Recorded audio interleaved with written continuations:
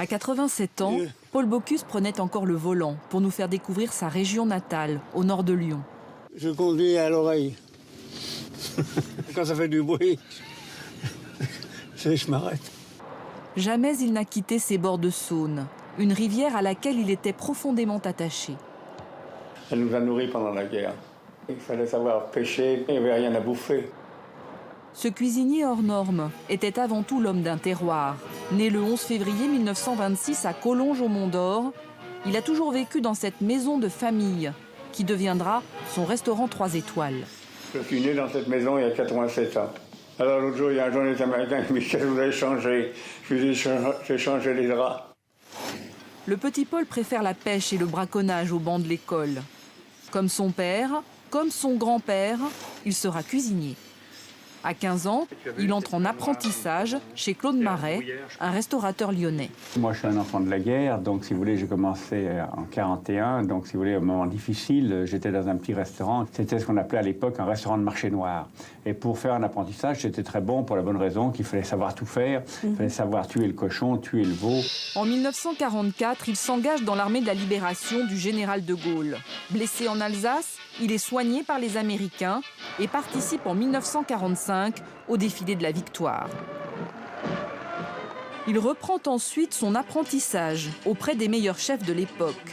La mère Brasier à Lyon et surtout celui qui restera son modèle, Fernand Point, chef du restaurant La Pyramide à Vienne.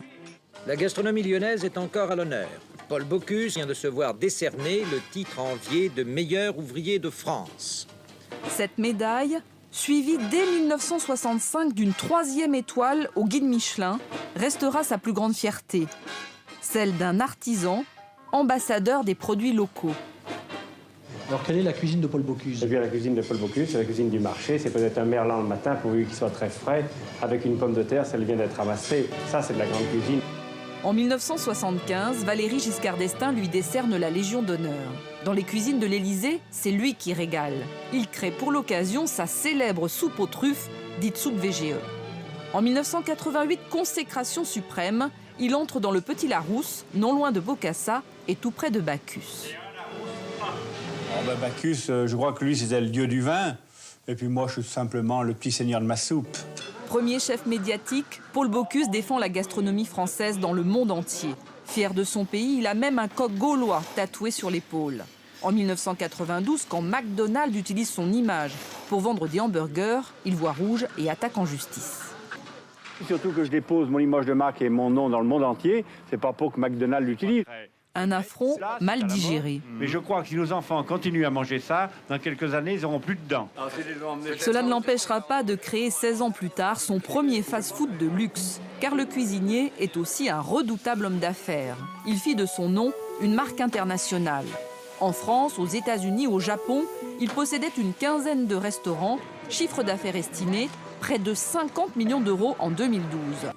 Il assumait sans complexe son appétit pour l'argent. Pour cet ancien cancre, la réussite avait goût de revanche.